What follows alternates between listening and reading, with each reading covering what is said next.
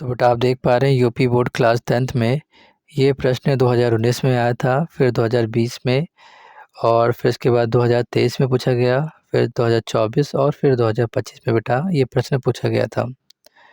इसी प्रकार ये प्रश्न आप देख पा रहे कई बार पूछा गया है।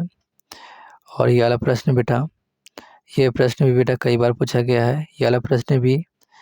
और इसी प्रकार ये सभी प्रश्न आप देख पा रहे कई बार पूछे गए हैं। जैसा कि आप यहाँ पर देख पा रहे हैं 19, 20, 22, 23, 24, 25 में ये प्रश्न पूछा गया था। तो आज की वीडियो में जितने भी इम्पॉर्टेंट बहुविकल्पीय प्रश्न हैं जो यूपी बोर्ड क्लास 10th में कई बार पूछे गए हैं उनको देखेंगे। तो हमारा जो पहला प्रश्न है बेटा वो ये है कि मनुष्य में वृक्क एक तंत्र का भाग है जो संबंधित है। तो वृक्क का जो कार्य होता है बेटा वो उत्सर्जन से संबंधित होता है। ऑप्शन यहाँ पर जो सी वाला है ये सही है। स्वपोषी पोषण के लिए आवश्यक है कार्बन डाइऑक्साइड तथा जल, क्लोरोफिल, सूर्य का प्रकाश। ये सभी ही जरूरी हैं, तो ऑप्शन यहाँ पर डी सही हो जाएगा, उपर्युक्त सभी।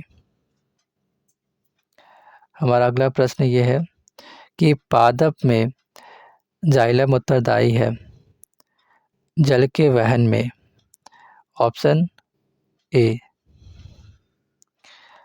हमारा अगला प्रश्न ये है कि मस्तिष्क उत्तरदायी है सोचने के लिए, हृदय स्पंदन के लिए और शरीर का संतुलन बनाने के लिए। तो इस प्रकार ऑप्शन डी वाला सही हो जाएगा यहाँ पर, उपर्युक्त सभी के लिए।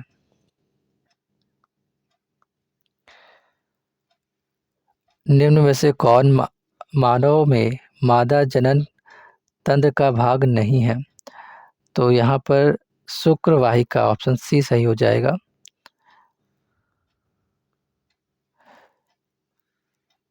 आनुवंशिकता के प्रयोग के लिए मेंडल ने निम्नलिखित में से कौन से पौधे का उपयोग किया था?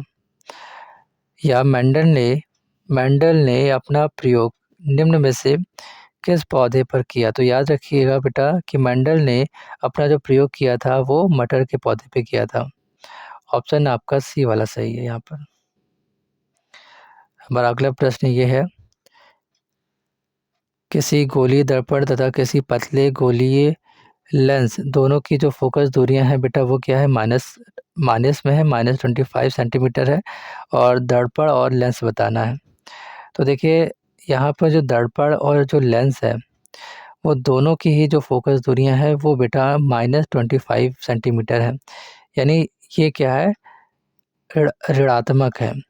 तो अवतल दर्पण और अवतल लेंस और अवतल दर्पण का जो फोकस दूरियां होती है वो होती है माइनस में। तो यहाँ पर ये माइनस में दी है, तो इसलिए यहाँ पर ऑप्शन जो ए वाला है आपका ये सही हो जाएगा, दोनों अवतल। यानी अवतल में क्या होता है कि अवतल दर्पण हो या फिर लेंस हो, उन दोनों की ही फोकस दूरियां बेटा क्या होती है? माइनस में होती हैं। यहाँ पर ये देखिए दर्पण और लेंस इन दोनों की फोकस दूरी बेटा माइनस में दी गई है, इसलिए यहाँ पर जो दर्पण और लेंस होगा वो दोनों बेटा क्या होगा? अवतल होगा। तो ऑप्शन ए वाला आपका सही है। अगला प्रश्न ये है कि किसी शब्दकोश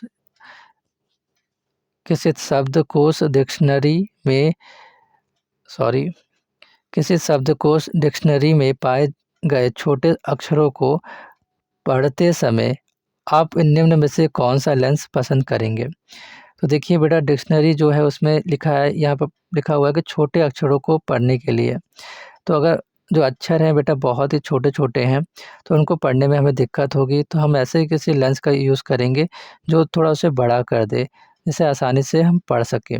तो उत्तल लेंस में बेटा क्या होता है, जो अक्षर होते हैं वो थोड़ा बड़े दिखाई देते हैं। तो यहाँ पर हम उत्तल लेंस का यूज़ करेंगे बेटा। और ऐसे क्या बोलते हैं लेंस का मतलब यूज़ करेंगे जिसकी फोकस दूरी जो हो वो कम हो और उत्तल लेंस में हो। तो यहाँ पर सबसे कम फोकस दूरी वाला बेटा 5 सेंटीमीटर है, ये भी है, लेकिन ये क्या है बेटा? अवतल लेंस है। उत्तल लेंस क्या करता है? जो छोटे अक्षर होते हैं उनको बड़ा कर देता है। तो हम जब बड़ा कर देगा तो आसानी से हम पढ़ पाएंगे छोटे अक्षरों को। तो उत्तर लेंस इसलिए यूज़ कर रहे हैं, और जो फोकस दूरी कम होनी चाहिए उसकी, तो ऑप्शन यहाँ पर सी वाला सही हो जाएगा बेटा। 5 सेंटीमीटर फोकस दूरी का एक उत्तल लेंस। हमारा अगला प्रश्न ये है, मानव नेत्र द्वारा किसी वस्तु का प्रतिबिंब बनता है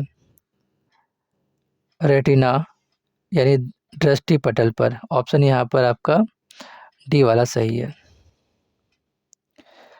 शुद्ध जल का पीएच वैल्यू है, तो याद रखिएगा बेटा, शुद्ध जल का जो पीएच मान होता है वो होता है 7। ऑप्शन यहाँ पर सी वाला सही है। अगला प्रश्न ये है, धावन सोडा का रासायनिक सूत्र है। तो धावन सोडा का जो रासायनिक सूत्र है बेटा वो ये है Na2CO3 10H2O। ऑप्शन आपका बी वाला सही है बेटा। निम्नलिखित में से अम्लीय लवण है, तो इनमें से NaHSO4 ये वाला अम्लीय लवण है बेटा। हमारा अगला प्रश्न ये है कि कार्बन परमाणु की संयोजकता है 4। ऑप्शन सी बेटा आपका सही है।